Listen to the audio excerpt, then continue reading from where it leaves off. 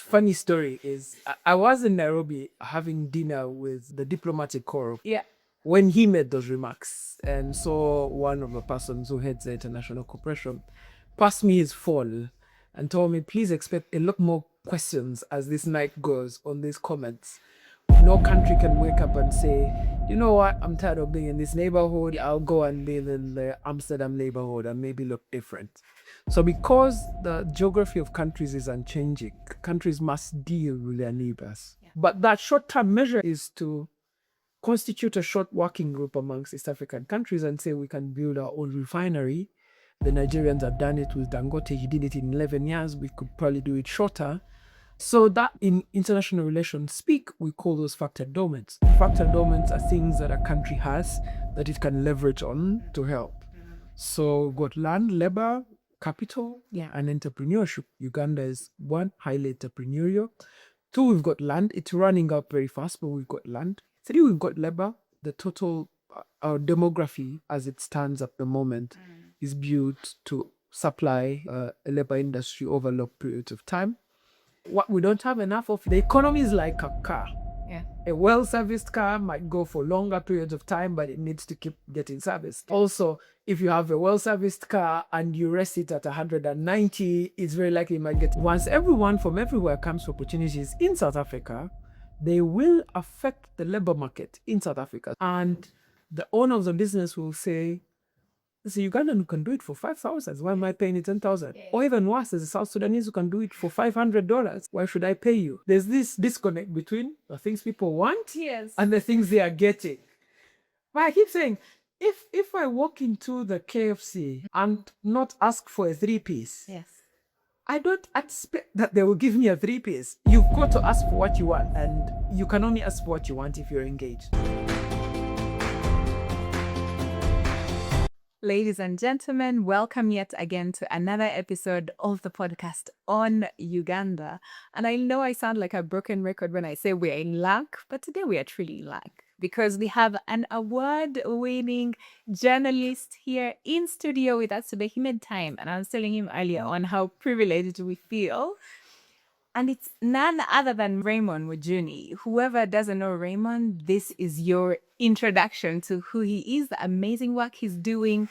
And we have him on the podcast today just to understand what is happening around Uganda today, right? And how does that affect Uganda's brilliant, ambitious agenda to achieve the middle-class economy by 2040. So, welcome to the podcast, Raymond. Thank you so much for having me. I'm glad to be here. I'm feeling great. It's a typically hot day for those who are just listening. They need to understand. Yeah, but I'm feeling great. I'm happy to be here and happy to speak to you. Yeah. Raymond is an award-winning journalist. He's always sought after by international media. If there's something happening in Uganda, just next to the borders, Congo, Sudan, they're asking him for his intellect, his insight on how that geopolitics is going to affect Uganda's economy. Now, I'd like for us to start exactly where I think recently when the president made a comment about the oceans. The oceans, and a lot of people made jokes about it. But why should Ugandans, so the listeners of this podcast are called patriots, because we believe they want to take part in developing this country and they care about. But why would we care about conversations like this? Okay, not just the oceans, but now you hear some wars in Congo and Uganda is involved. But let's start from there. Some of these comments that are made loosely. Uganda is a landlocked country, but why? What was the give context to that comment? And then we build up from there. So, funny story is I was in Nairobi having dinner with the diplomatic corps of Nairobi. When he made those remarks and saw one of the persons who heads the international cooperation pass me his phone and told me, please expect a lot more questions as this night goes on these comments. But so maybe we start from the simple thing, which is every country is in international relations speak is a prisoner of its geography. You cannot change your borders. Once those borders were codified, it's very difficult to change them. Most recently, the only countries on the African continent that have changed borders are South Sudan, in Sudan, because of the creation of a new country there.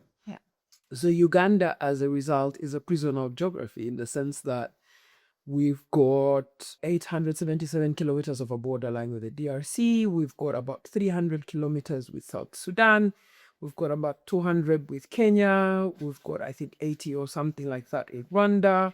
We've got some of our borderline with Tanzania, which is, of course, most of it is the lake. And so those things, those are our neighbors. We can't change them. No country can wake up and say, you know what, I'm tired of being in this neighborhood. I'll go and live in the Amsterdam neighborhood and maybe look different. So because the geography of countries is unchanging, countries must deal with their neighbors to achieve their own internal political and economic objectives. So Uganda for over 2 decades, 3 decades now, has been a low-income country. And we've been punching well above our weight as a low-income country. We have a large population of young people who are engaged in economics, who deliver a broad GDP. But we've now gotten to a point where we're diversifying. We're becoming a huge manufacturing country because we've got large dams to produce a lot of electricity. We've got manufacturing hubs. We've got industrial hubs in 5 areas of Uganda. And as a result of that, there's so many goods being manufactured in Uganda, which are not going to be consumed in Uganda. Yes. So the evacuation of those goods is most important. Where do we evacuate our goods to? Our biggest trade partner, given the day whether it shines or rains, is Kenya first. DRC next, depending on whether there are conflicts or not. There was a short period when South Sudan was our big trade partner. Now, because those are our biggest trade partners, we have a core relationship with them. But with Kenya, we have a unique relationship because they are the shortest distance to sea. In economics, sea trade is the biggest trade globally. World trade happens on the sea. It's the reason the Strait of Hormuz is the biggest discussion right now. It's the reason the Dutch were able to colonize 3/4 of Africa. It's the reason the Persians came all the way down to Africa. It's the trade on the sea. So for Uganda, our sea trade is done on the Indian Ocean, more particularly in the Western Indian Ocean. And as a result of that, Uganda has consistently been asking for Kenya to expand port facilities at the Indian Ocean, because the existing port there, Mombasa, is already at capacity. And if Uganda has this manufacturing base that doesn't have capacity to evacuate goods, then we will have a problem. So it's a short diplomatic conversation. When the president said that, the ocean belongs to him, of course, not in the literal terms, but in international law, we have access to the sea. We're granted access to the sea, and our sea is the Western Indian Ocean. But in terms of getting access to the sea, we are under international law. The sea that we're supposed to access is the Indian Ocean. So we've met those demands of Kenya, and not only uniquely to Kenya, we've met those demands of Tanzania too. Uganda is also becoming an oil producing country in June or July, whichever month the oil comes out first. And we're evacuating that using a pipeline, and the pipeline is going to the Western Indian Ocean at the Tanga port. So yes, we've met those demands of both Tanzania and Kenya, and I think they need to be contextualized in that way, and also understood that the president of any country is also the chief diplomat of that country. It's not a call to arms, it's not a call to war. As I've told you, I was with the Kenyan Diplomatic Corps. Uganda has the highest number of MOUs with Kenya. Its highest number of MOUs with any other country. Kenya. We've got an economic cooperation agreement with Kenya, a defense cooperation agreement with Kenya. We're all members of the East African community, and we're all members of the United Nations. So there are many avenues within which to address a concern if it were to arise. But that's the context in which it happened. Now, a lot of young people, because most of the patriots, the people who listen to this podcast, are predominantly young people, 23 to 38. Now, why should they pay attention to what happens within the region? So one, look at your bank balance. It won't get bigger if the region doesn't work. If you want, if in literal terms, that's it. One, your bank balance. Number two, you cannot expand the amount of land you have in Uganda. And the way our population trends are going, it's very likely some members of the Ugandan population will have to live outside of Uganda, given the fact that we have a high population growing on a very small land mass. If you had to ask me, in a short history lesson, if you go to the 1500s, The reason why Europe succeeded and became a major power was its ability to galvanize both political and economic cooperation and become the European Union. And that integration project, the most successful integration project in the world, showed many other countries that if you integrate your borders, you remove non-trade barriers and people are able to move around your borders easily and able to trade around your borders easily. What it in effect does is it increases your GDP very fast and also increases the income of the members within your integration project. So that's the guiding thesis within which people work with. But for East African community, it's also political objective. Julius Nyerere, when he founded the East African community, the political objective was, can we have a united East African community, which can then feed into a united Africa? So some of the problems faced by Ugandans, young Ugandans, are the same problems faced by young Kenyans. You just haven't had a chance to meet and talk over lengths, but if you have high housing in Uganda, there's high housing in Kenya, there's high housing in Tanzania. Although the reactions could be different. Yes, the reactions could be different. I hear people say, we've got a problem of joblessness in Uganda. You look across the border and look into Kenya and see they've got an equally depressing joblessness problem. Same with our friends in Tanzania, even worse with our friends in Rwanda. So we've got some shared sense of problems, and the earlier we cooperate on some of those problems, the quicker it gets for everyone. Yeah. And you're very strong on trade, right? Yes. You mentioned trade also here in this conversation. And I want you to highlight, especially the trade between Uganda and Congo is for the gold. I mean, this podcast is about achieving middle class economy. For those of you who probably are just new on the podcast, they're probably wondering, why are we discussing now geopolitics? It's bringing us down to the economics. Now, the central bank has mentioned that the general outlook of Uganda looks great. And however, the macroeconomics looks great, but the micro, the people who are doing business downtown are the ones feeling the pinches of, say, the different tariffs abroad, people who are shipping in commodities from China. And then you have all these different small issues. Our shilling looks very stable, but with the dollar, right? And now we hear that gold is the biggest economic earner for our GDP as a product, but we don't even own that gold coming in. So from your perspective, because you are a scholar of international trade, I wonder how you foresee that activity, especially for Uganda, if we continue at this rate for the future, because our goal is to achieve that middle class economy. What are the prospects of that trade around gold, but also you can also expound on other commodities? I don't know. Uganda will be a middle income country. That is without a doubt. Without a doubt. Depending as and when the IMF decides to release their numbers, by the time they release them, Uganda will be a middle income country. That's an already achieved goal. We've had guests on my podcast saying it's middle class for sure on paper.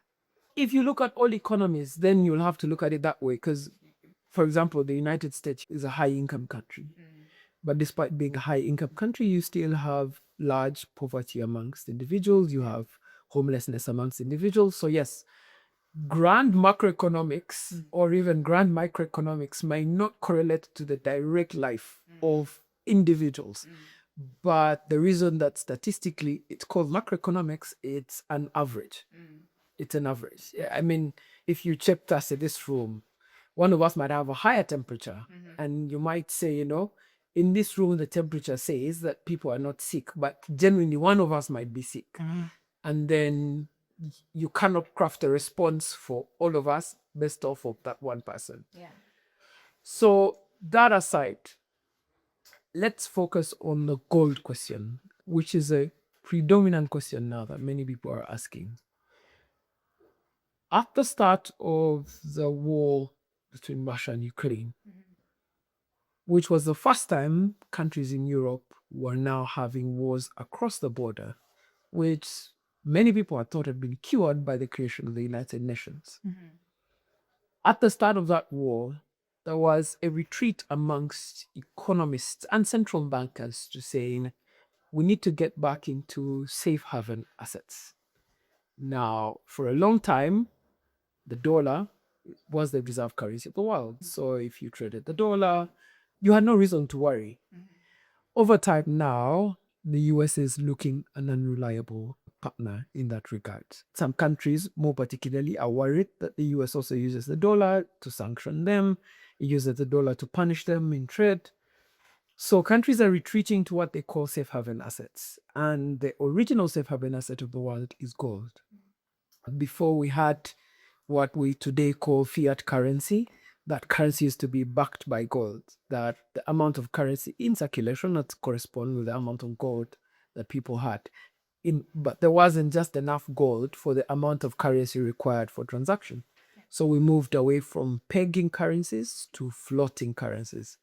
And floating currencies are basically, if you have 1,000 shillings, there's a corresponding 1,000 shillings in the central bank, or the value was in the central bank. Now, again, the other aspect I need to mention before we get deeper into this is the prisoner of geography metaphor. Uganda's longest borderline, 802 kilometers, is with the DRC. All the way from Otuke down to Kisoro, we are bordered by the DRC. One half of that DRC is an Ituri forest, which is rife and ripe in all manner of minerals. The other half is also an eastern DRC, where Goma, the seat of the capital of the DRC, of the eastern DRC is. And many people who trade in minerals and mineral goods need a capital base to be able to trade. DRC hasn't offered the security for that capital base. So when you look at the countries next to the DRC that offer secure capital bases, Uganda and Rwanda. Again, it's a matter of geography. But not all of Uganda's gold comes from the DRC. Uganda also has large artisanal mining sites. Uganda has large gold deposits. And some of those have been mined over time. So it's a combination of factors. In economics, just a bounty harvest, that it's only prominent now because countries are retreating to safe haven assets. So who are the people buying this gold? The United Arab Emirates, for example, is one of the largest purchasers of gold. We've seen the UK and their central bank retreat to purchase of gold. The US Federal Reserve, which has the reserve currency of the world, has also been ramping up its purchases of gold. Saudi Arabia has been ramping up its purchases of gold. So all of these have become vital markets for gold traders. And when these gold traders come, they genuinely say, I need a safe place for my capital base to be able to do this trade. And Uganda has traditionally acted as one of those safe bases. Now, most of that gold trade, unlike other forms of trade, has traceability. So most of that gold can be traced to its origin. So some of that gold that people are saying is Congolese gold is in fact Ugandan gold out of Mubende, out of Karamoja and the like. But why should Ugandans care? One, the fact that we've been able to benefit of this bountiful harvest has meant that our currency has remained stable. Our currency has remained in demand. And by the currency remaining in demand, it's remained stable. We've seen runaway currency problems in our neighbors, Kenya, in Rwanda, in Tanzania. Before they had the election, they actually had a shortage of dollars. Uganda hasn't suffered any of that. So currency stability has been good. Number two, inflation. You look at the inflation numbers of the region and realize only Uganda has remained in the target band of inflation between 3 and 5%. Our neighbors, Rwanda shot to 8%. Kenya touched double digits after the protest happened. Tanzania, before the elections, were almost heading into double digits. So yes, in macroeconomic terms, it helped us have a stable currency. It helped us keep our inflation at bay. Now the question is, how do we benefit from that? And that's a very individual question. You cannot push people into the economy. There are incentives. The more that a trade or the more that a sector becomes viable, the more that people go to it. So you might see a swing of people going to natural minerals, but natural minerals also have, I'm trying to find the non-economic term so that it doesn't come off as very economics. But the economic term to it is the barriers of entry to a sector. So If I wanted to trade in GNATs on the street, the barrier to entry is just purchasing those GNATs and trading them on the streets. So I could go down to Wino and buy GNATs of 3,000, bring them on the street and trade. So the barrier to entry is 3,000 Uganda shillings. Yeah. If I wanted to trade in gold, the barrier to entry might be slightly higher. They might say, you need to trade 10 bars, and the 10 bars might be 100,000 US dollars. Yeah. And you might not have 100,000 US dollars. Your banker may not be able to give you 100,000 US dollars. So the barrier to entry in that market is really high. And also the fact that it's a market traded in mostly by governments, less by individuals. So it's a highly securitized kind of market. But there are markets which are expanding in Uganda. The services industry in Uganda is expanding very rapidly, so people can take part in that. And the good thing, it's top priority of government's objective. Yeah, manufacturing too is expanding very fast. Housing in Uganda is also taking off. So there are areas in industry where people can go. That doesn't mean that there are not problems in the economy. Yeah. There are multiple problems in this economy. The economy is like a car. Yeah. A well-serviced car might go for longer periods of time, but it needs to keep getting serviced. Also, if you have a well-serviced car and you rest it at 190, it's very likely you might get into an accident. So it doesn't mean that the car is not well-serviced. Yeah. It means that if you drive it recklessly, you might suffer. So those are the problems that we have in the economy right now. Yeah. Yeah. Now, I like how very simple he breaks down all these insights. And it also now goes to show why you got all these awards. Most of them were very relative to storytelling and simplify these paradigms for the public. So also congratulations. Thank you so much. I now wonder if you talk about those challenges, right? You are an investigative journalist. I wonder what you are paying attention to the challenges. You just mentioned those challenges, or some people on the podcast might call them opportunities. Like, look, this is happening. There's a conversation about our oil, but also there's war happening today. And I saw it, I think it was a LinkedIn post that you made, depending on how we carried through, for example, March, depending on how we have planned well, is that going to trickle down to the rest of the months? Can you talk to us about that? I don't know. By the time the podcast comes out, I might have gotten a new job. So I don't know if you want to refer to me as a journalist. I might be moving. No, but for life, for life. Yes, once you're a journalist for life. Yeah. Yeah, but there are things to pay attention to. So war is a nasty thing. When it happens, it's very difficult. And the world has worked so hard to try and tame outbreaks of war. The reason we have the United Nations is because of the outbreak of the Second World War. The reason why the League of Nations before that was the outbreak of the First World War. So over time, diplomats, economists try and tame conflict so that it doesn't spiral into war, because war is very destructive. Unfortunately, we're not succeeding at that right now. So we've got multiple wars that are happening concurrently in the world. But the one that's become slightly more prominent is the war between the US and Iran. It's US attacked Iran. US, of course, went with one of our core allies, Israel, and asked many other allies to join it. Now, in international relations, when you ask other allies to join you and those allies join you, it's very likely that you can expand the scope of war.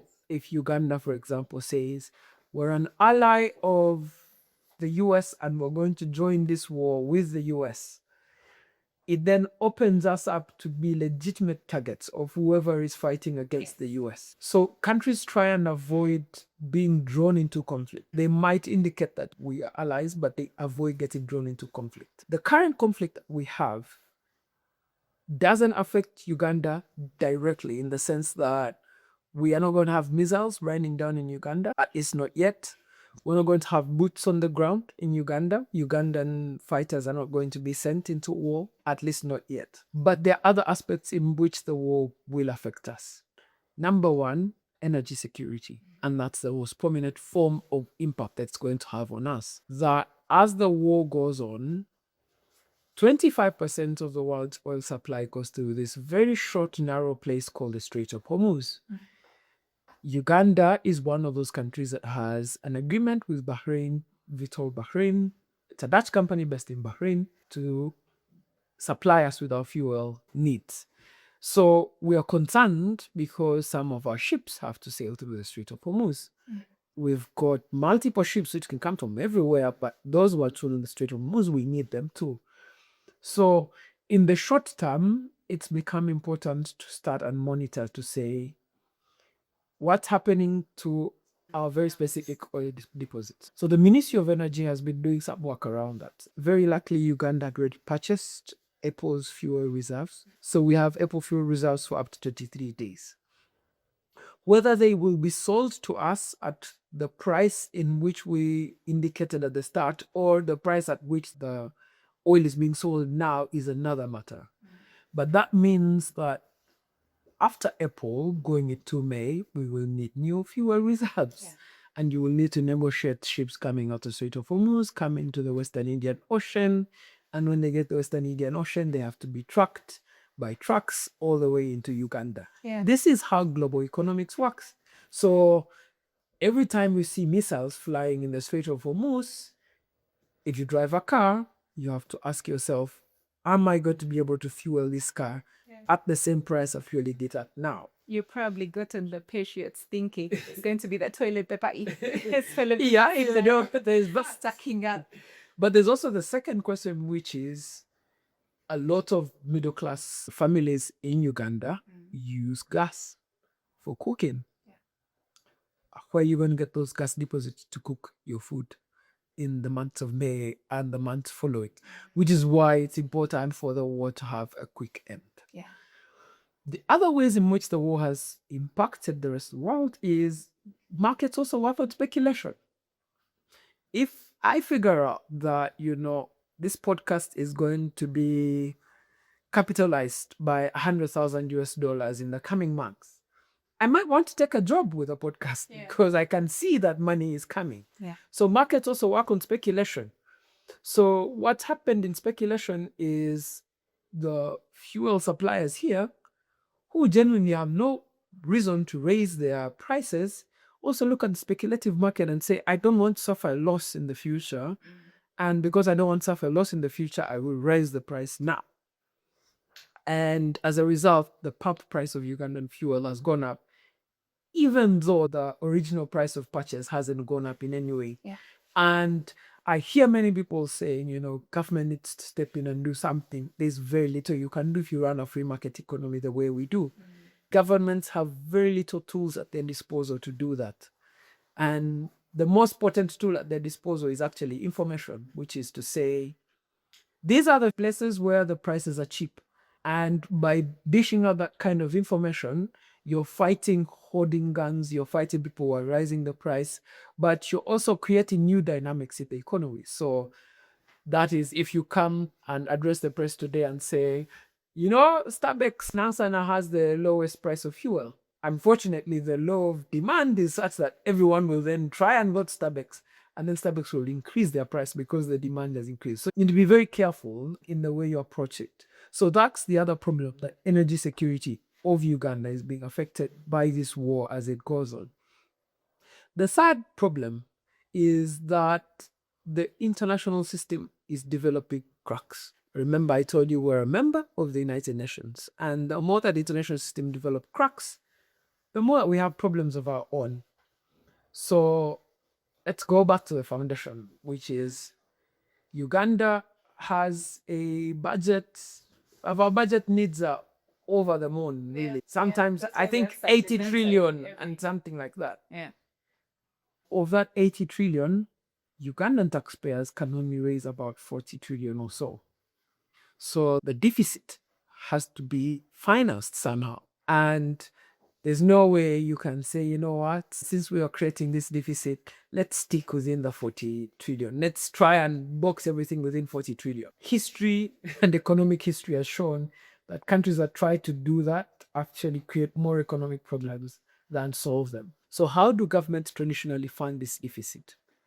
One of those ways is to come to you and I through treasury bills and bonds and ask us to buy those bonds, lend to the government, and try and finance that deficit.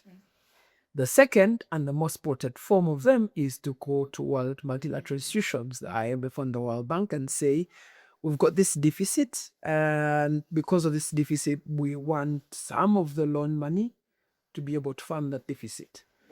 International financial institutions are heavily criticized by people on the left. People on the left keep saying, They are colonial institutions, they are relics of colonialism, but they are equally very important institutions in economic management.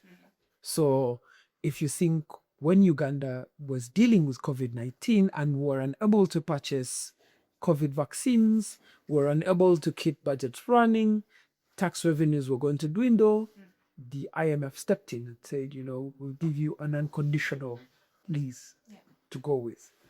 So those international institutions, if the international system breaks, the pressure on them will increase. And once the pressure on them increases, it affects our economics immediately. And we're starting already to see that there's been a cutback.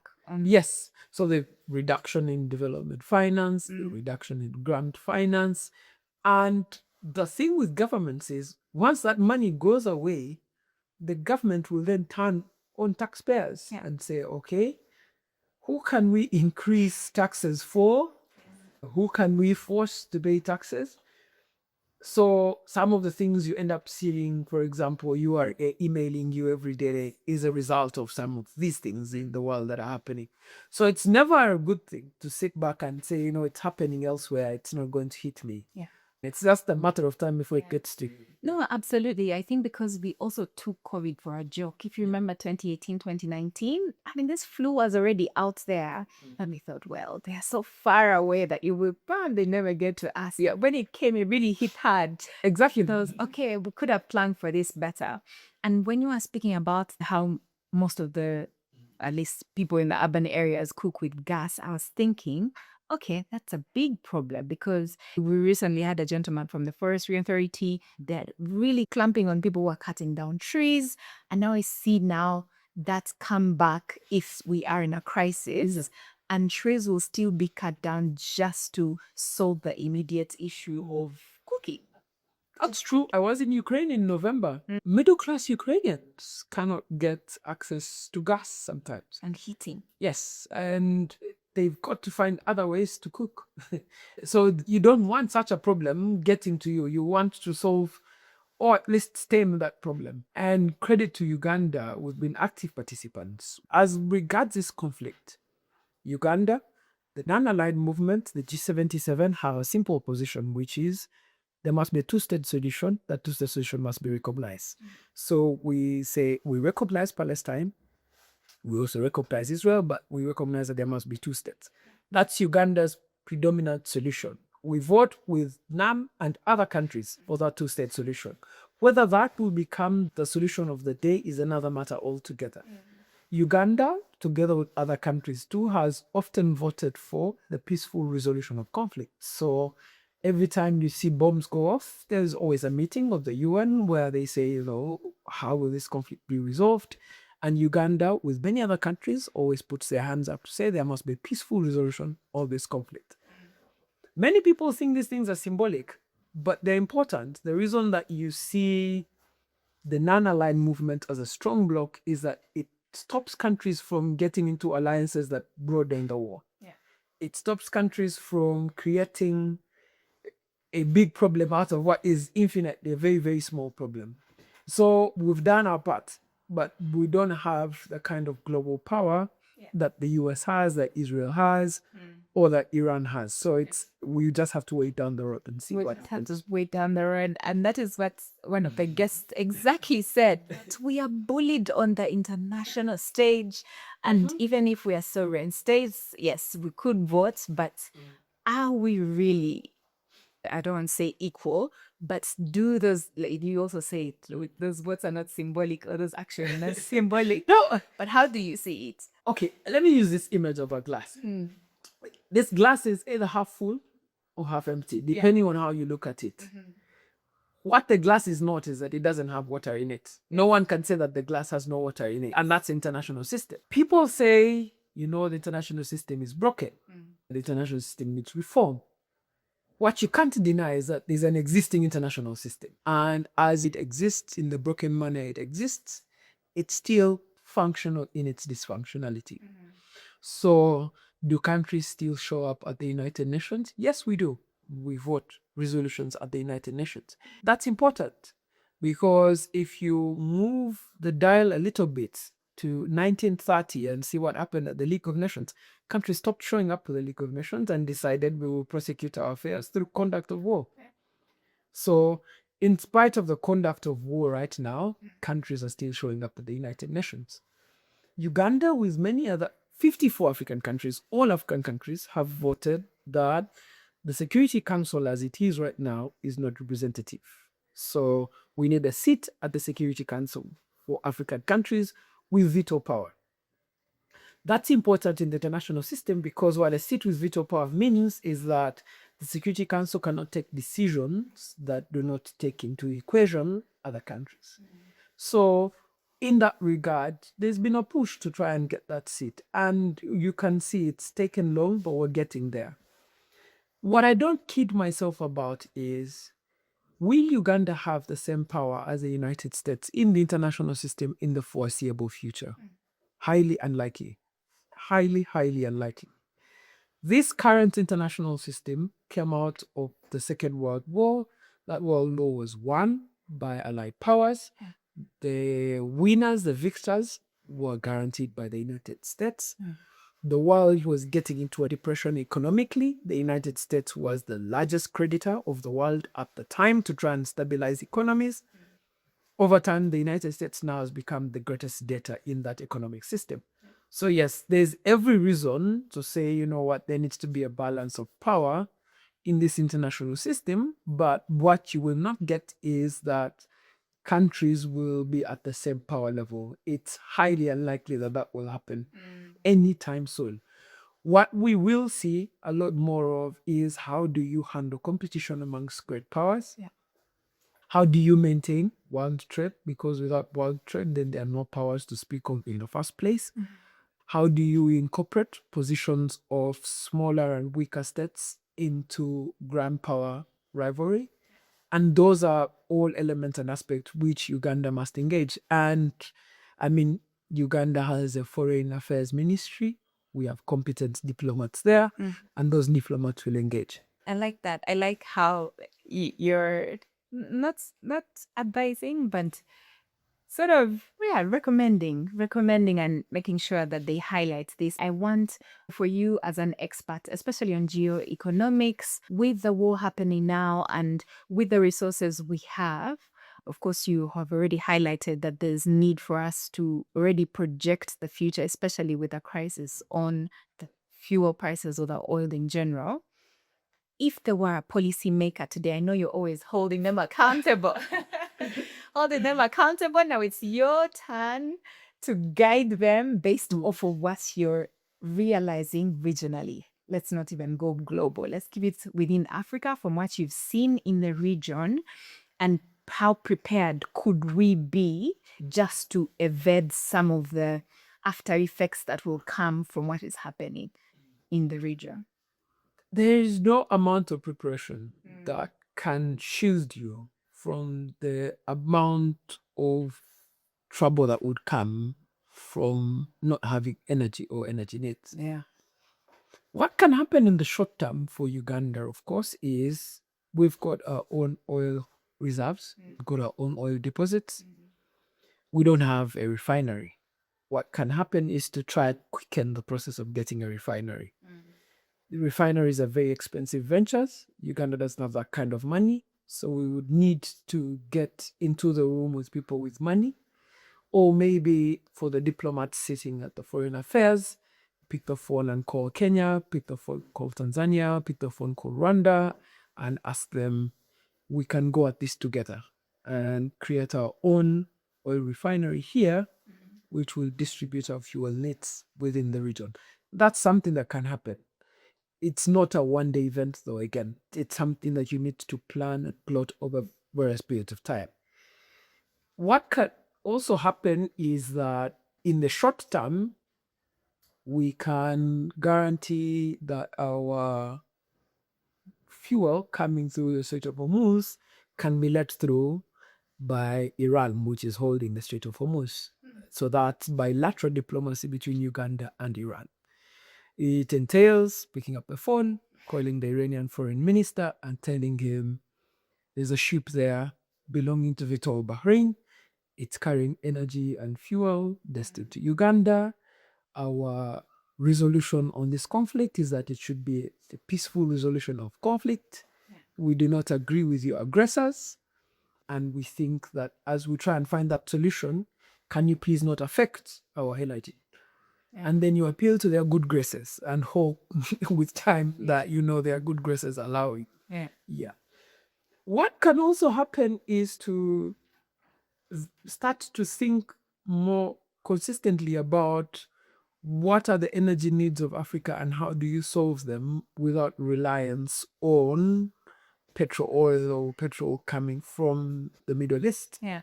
And those are longer term discussions. It's very difficult to get African heads of state to agree to one thing. In the short existence of the AU, from the OAU, in my memory, there might be more, but I don't think there are. There are only about 3 times that all African countries have voted together on a matter.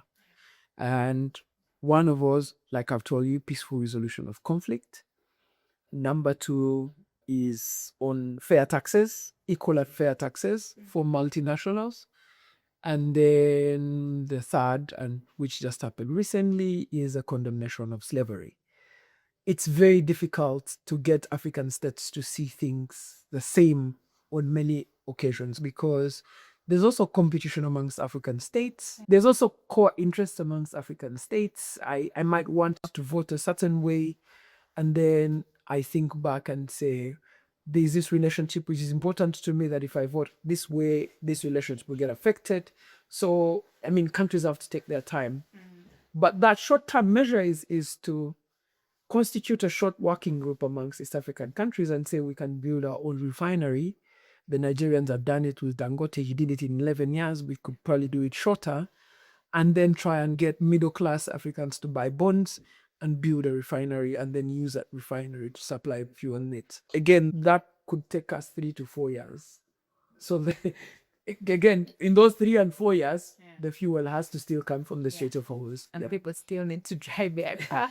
Yes, but we've just spoken about those two, but the fertilizer that's fertilizing your agricultural inputs here is also coming out of there. And it's the planting season currently, so you need those fertilizers if you need to still eat good food. So they're very important needs. Yeah. And maybe now we should also think broader on how to utilize the power that's already generated by hydro, because we have amazing dams.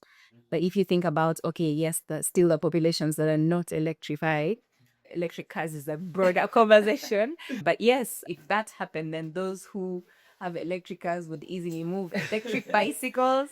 What you need genuinely in energy is complementary sources of energy. Uganda has hydropower. People say in excess. And that's because some of the hydropower being generated now is not being used. But if you put up 15 factories taking about 30 megawatts each, then you won't have any power, then you'll get back. What you need is complementary use. We are blessed to have the sun, so people can use solar for their lighting in the house, and then probably use hydro for the electric appliances. We are blessed with good refuse. The refuse that comes out of individuals and animals here can make for great biofuel, so you can use that also as a complementary source of energy. We've got areas of Uganda which are great for solar alone without even required hydropower. Those areas should genuinely convert to solar. So you need complementary use of energy, not just one energy source. But we also need to build newer dams. Existing dams will be out of rapid. I had that on a podcast about natives. Yeah, you need newer dams. And we have land on the Nile. I thought, oh my God, because they said all of you on those districts, you will all be in the river because the dams are going to break. But anyway, we digress. I think they were exaggerating. It was an exaggeration, but I was very scared. I'm like, okay, now we need to have these conversations about the energy. But I like the point that you talked about, just African countries coming together. This morning I was at the US Embassy trying to get a visa that was long overdue. However, what baffles me is countries like South Africa. Why would it take the process to some of these African nations really is as strenuous as those foreign nations that you think Must we? Must we really? And if you see that East African community residents are traveling freely, and you will find that Ugandans, for example, host or hire Kenyans in hospitality, for example, in that sector. And I don't know where we're needed most or best, but from where you sit, because you're also an expert on development, international development, but also geoeconomics, how do you see us contribute, especially Ugandans? Where do you see our contribution to Yeah. other economies based off of our strengths? I think that Uganda is already contributing. Like I told you, we're punching well above our weight. Uganda has traditionally run a British education system, which emphasizes a specific skill set that is required in the labor markets. So when you think about the fast rising economies of the world, particularly those in the Middle East, you will find that there's heavy movement with Ugandan labor there. And Ugandan labor doesn't need a lot of retooling, retraining to contribute to those economies. If you go travel to Doha, Dubai, the people doing blue collar jobs, accountants, notaries, most of them are Ugandans. That's one of the ways we're contributing into the economy. Number two is Uganda is just blessed to be a fertile land. We've got 4 seasons. I know people, someone here at this point had people lashed out of him. We've got rivers and lakes. You've got 4 seasons on the lower half of Uganda, 2 seasons on the upper half of Uganda. So you're blessed with this fertility that can supply the food needs of your region. And that's something that we should be tapping a little bit more into. You know, I never thought that was special about us. Is that just unique to Uganda? Well, you need to travel the world to see how important it is. I spent 4 months in Sweden. You can only farm in Sweden for 3 months. After those 3 months, you enter into long winters. And in the long winters, the only crops that might survive are wheat. Yeah. And No, but you can only Africa. even, yes, you can only Sorry, even food Africa. later. Even in Africa, just go up there, just drive up. It's 140 kilometers to get to South Sudan. Drive up South Sudan and talk to them about fertility of the soils and see the feedback you'll get. Yeah, because a lot of patriots, a lot of them have land just seated bare Yeah. in the countryside. So that in international relations speak, we call those factor endowments. Factor endowments are things that a country has that it can leverage on to help. So we've got land, labor, capital, and entrepreneurship. Uganda is one, highly entrepreneurial. 2, we've got land. It's running up very fast, but we've got land. 3, we've got labor. The total, our demography as it stands at the moment is built to supply a labor industry over long periods of time. What we don't have enough of is capital. What are we, machines? Not machines, but if your development is going to be economic driven and more particularly capitalist economic driven, then labor is important. We're shooting this podcast, but I mean, you're hosting as a moderator, that's labor. Someone's shooting it as a videographer, that's labor. You can't run away from the fact you need labor. What's happening with other economies in the world? EU, for example, has declining economies because the labor supply is just in short. They have short supply of labor. In some countries, actually, it's now almost national emergency levels. Like my husband comes from the Netherlands, always hiring because the population is aging and Exactly. it's just not enough. Exactly. Some countries just have a demographic dividend. Japan, for example, has such a demographic dividend that majority of its population is old. And things that we take for granted, getting people to deliver food, getting people to work as accountants, is very hard in those countries because they're old, they're aging, they don't want to take part in the labor market, but also they work and have a pension, so they have no need to look for money. So you're really looking at our population growth as a good thing. It's good. So like I said, glass half full, half empty. You can't, if you're in, let me just make this point. When you're criticizing a government, you often have no responsibility. Your job is as a critic. Yeah. And once the critic delivers their criticism, they've got no other responsibility thereafter. If you are in government, you are governing.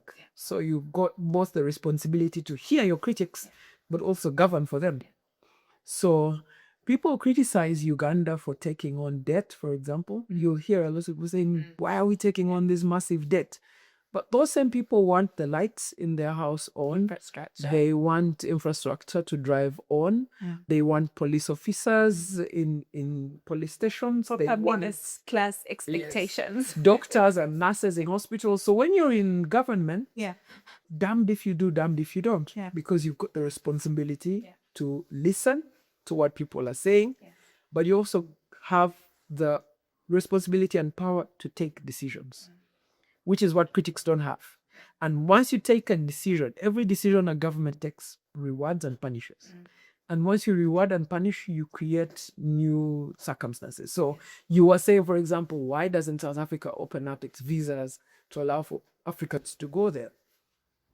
If you're the ANC government today in South Africa and you say South Africa is now visa-free for Africans, you're also the biggest economy on the African continent.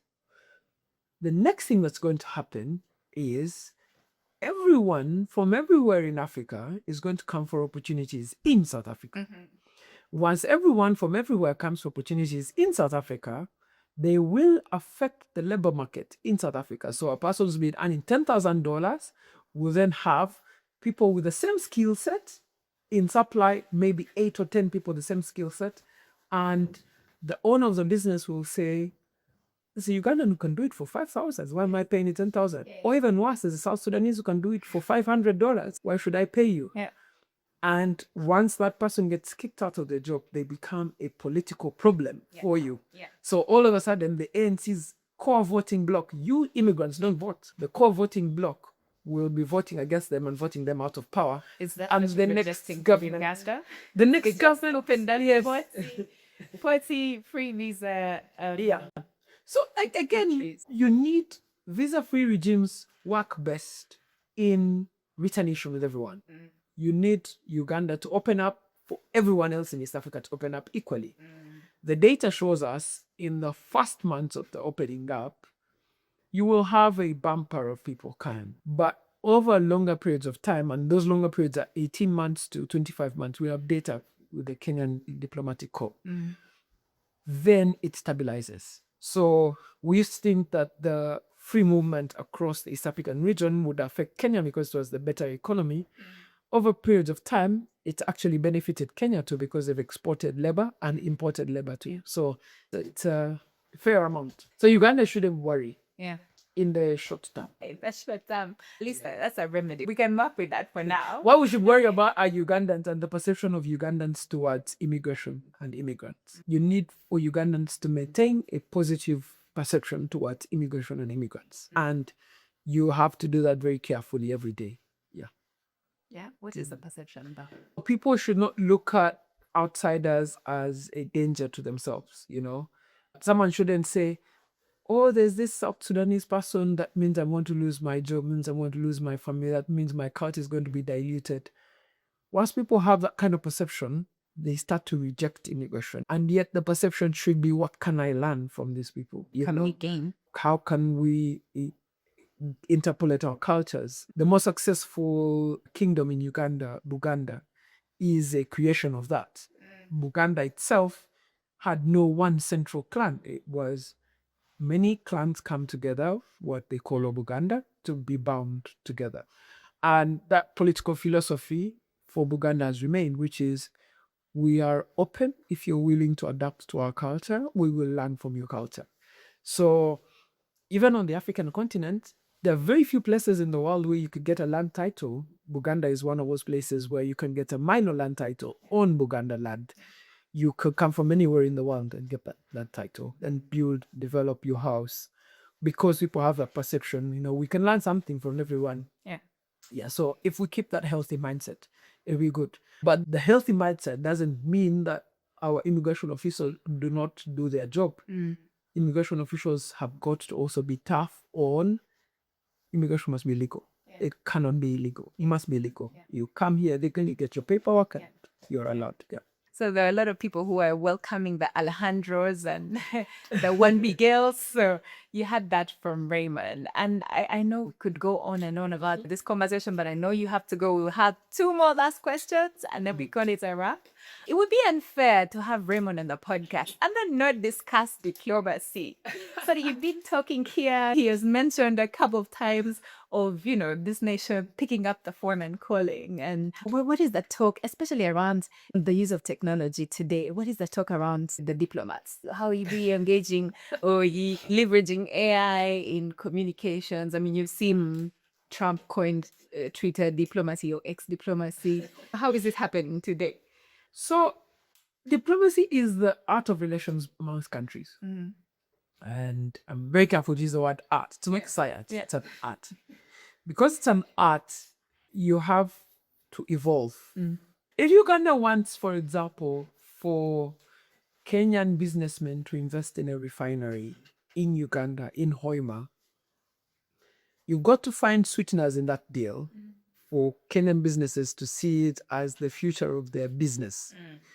And in diplomacy, that then means you have to engage with Kenya's government first. Then engage with those people and do some level of public diplomacy. What's happened is, over time, majority of initial diplomacy was actually trade diplomacy. It was the diploma, the word diploma itself. The king would give you something called a diploma and say, this is my trade representative in that country. They'd send you that diploma and you'd go with that diploma, hand it over to another king and say, I've gotten this from the king from the other side and I'm coming to represent the interests here. And you'd say, where I've come from, we have silver, we have gold, we have incense, we have tea. And the host king would say, okay, we have gold, we'll maybe take tea. As a result of you staying here, you have to take our gold too. So with your chariot, you then went back with gold and then brought back tea. So that's how initially diplomacy worked. Over time, it became a communications business too, which is, how do you improve communication amongst countries? How do countries talk to each other? As people, we speak to each other through speech. In diplomacy, countries have standard ways in which they speak to each other. So if I became, for example, the Minister of Foreign Affairs, not everything I say is the policy of Uganda. Some of the things are my convictions, which might become policy down the road. Other things might be convictions which don't become policy. So governments have standard ways within which they communicate. So you will send maybe a diplomatic telegram and say, we're sending you a diplomatic telegram for this. On areas where you want cooperation, you might sign a cooperation agreement and say, we have a cooperation agreement on this matter, so let's work with that. On areas of war and warfare, you might say with your neighbors, you know what? If you want to buy a jet, let me know so that I don't have to buy a jet. But please sign this agreement that says you will never fly your jet to bomb me. That's the only way I will give away my right to purchase. So those things are there. And every country, in spite of the very good intentions they got with, every country is always deeply suspicious of the next country. Because you don't know how things will change. You don't know the future. So you have to put safeguarding measures so that even if things change, you're not affected as a country. So in what's been happening now is that, you have social media where people have quick access to other people's thoughts, quick access to what's happening in your country. Previously, diplomats had to write an entire media review and say this is what's happening in the country. Now you can just generate a media review using AI and put it in there. But infinitely, the work of writing the final thing, which is the diplomatic telegram, which is considered by the foreign minister and then considered by, if the foreign minister thinks it important, takes it to the head of state, that work may not in the short term have any AI input in it because you're representing the interests of a country and you don't know what an AI system is feeding off of and feeding into that. So you still need people who interpret interests of countries manually and put that in the detail, which is why diplomacy is one of those careers that, one, doesn't go away. Number two, doesn't change in the nature it's conducted. So So AI won't take your jobs, any career diplomats. AI is not going to take any diplomat's job. No AI machine is going to negotiate with the United States how to end the war in Iran. It's going to take the foreign affairs minister and the secretary of state to sit with each other and say, I don't want you to do this. Yes. It might help make their jobs better, but it's not going to take their jobs away. Yeah. I don't see a future in which countries surrender the core elements of their diplomacy to machines and machine learning. It's not likely. No, that's true, because the recent episode we had on the podcast, one of the gentlemen is a AI developer, and he was telling us he actually builds AI software for sovereign states. So countries like Uganda need to be able to own that software just to avoid. I mean, sovereignty is a broad debate before engaging it in all manner of ways. But even in diplomacy, we now accept there's no such thing as sovereignty. There's no such thing as things which are exceptionally sovereign. What you have is an interplay within sovereignty. So you are a sovereign state, for example, in Uganda. But if the president of Kenya tweets and says, are you going to stop Ugandans from responding to that tweet? You're a sovereign state. The sovereign president of Kenya has tweeted on their sovereign handle, but they're engaging in public diplomacy with your public. How are you going to take that away? You are. I thought sovereign was really applicable to invasion. Yes, people look at it in those times too. It's important. You can say we're a sovereign country, so we will guard against invasion. But warfare has changed. People no longer send eyes, now you send drones. Someone seated in Iran might send you 3,000 Shahid drones, and all of a sudden your sovereignty depends on how they're able to stop those drones from falling. Yeah. So sovereignty is not a one-way street. You're only a sovereign as other sovereigns and their willingness to accept your sovereignty. Yeah. Yeah.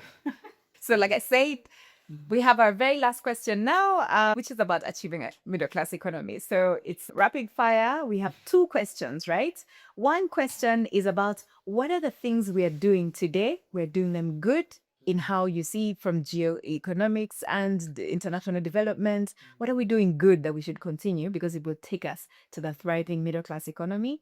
And then the second question is, what are the 3 things we need to stop doing today because that will get us nowhere? So, number 1, what are those things that we need to continue doing?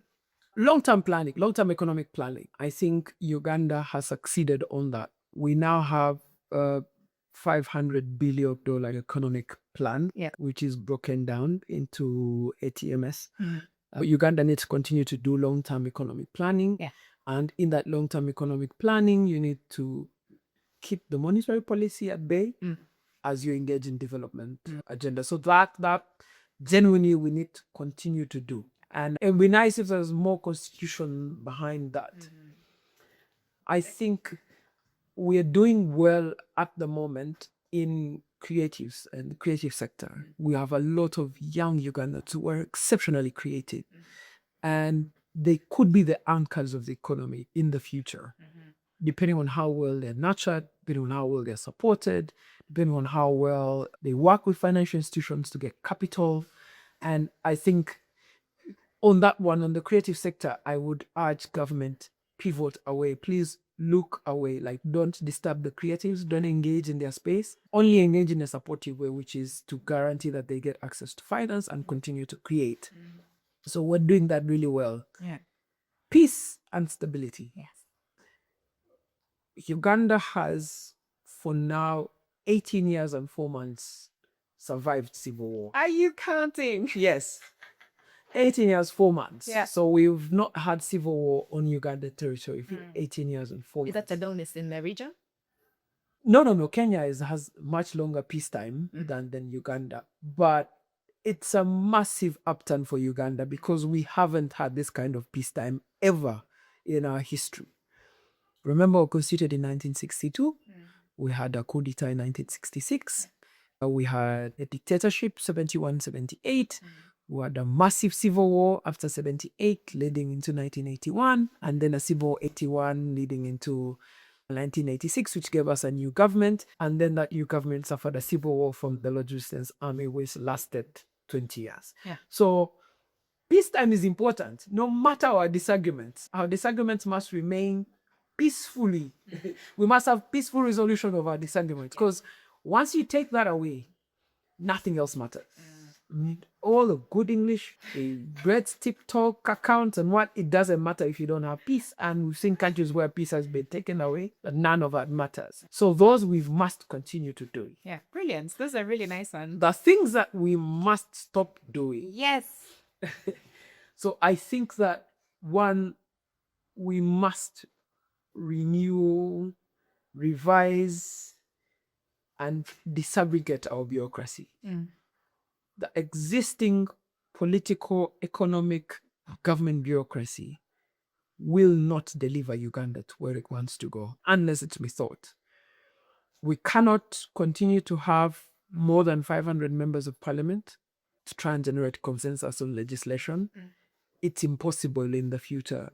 That will be helpful. We cannot continue to ignore the rule of law. You can't pick and choose when to respect the rule of law and when not to, because it's the anchor of all national development. People need to know that there's stability. So that cannot be ignored. And then we must find a peaceful prosecution of differing politics. We differ politically. Some people like yellows, reds, blues, but we must find a harmonious way in which that disagreement can be brought to the fore. So practically, you need to stop this winner takes all kind of politics, that if you win the presidency, therefore you've won everything. So we need to create measures within our constitution where maybe the biggest opposition party is given some ministries. Let them try out their governor's agenda and let's see how far that goes. We already do it in parliament. So in parliament, for example, despite having the ruling party, the opposition parties sit on what you call the accountability committees. So if we can do it for parliament, we can do it nationally. This disengagement of young people from the politics and civics of the country, that we must stop doing. It makes no sense. You can't sit back and say, the country will fix itself. No, you are the country. So if it must fix itself, you must engage. And even with engagement, helpful engagement. Yes, there's a lot of engagement that's just, so you're shouting on the streets, then what? Engage with parliament, go to parliamentary committees, engage with the parliamentary committees before the laws are passed. Once the laws are passed, engage the laws. If you disagree with aspects of the laws, take that to the Constitutional Court and change them. That's what engagement looks like. Yeah. Sit on your village and say, what's my village? Try and walk the village and say, how many people live in this village? How many of them are employed? How many are unemployed? Yeah. Where is our LC1? Where does he sit? Can I perhaps visit him and see what he's doing? All these fancy things people say, AI. What's AI doing in your small little village with your LC1? Can you go to your LC1's office and say, build an AI system for complaints? Resolution of complaints. I mean, we have all these tools at our disposal, but not doing any helpful engagement with them. Yeah. And unfortunately, because there's no helpful engagement, there's this disconnect between the things people want and the things they are getting. But I keep saying, if I walk into the KFC and not ask for a 3-piece, I don't expect that they will give me a 3-piece. You've got to ask for what you want, and you can only ask for what you want if you're engaged. So I would love to see that kind of engagement. Other than that, leave the rest to God. Yes. We can't exhaust it. We do our best. Leave the rest to God. And some things are intergenerational, like solving poverty. You might be the first person in your family to solve it. Yeah. Then make sure the generation after you doesn't slip back into poverty. So you solve that and leave the rest to the next generation. Oh, it's been wonderful having you. Thank you. At Oxford Scholar, he's made time for us today, Patriots. Now, we want you to use that information to help you better yourself, better Uganda as a nation today. Thank you for having me. Thank you so much, Ray. Yes.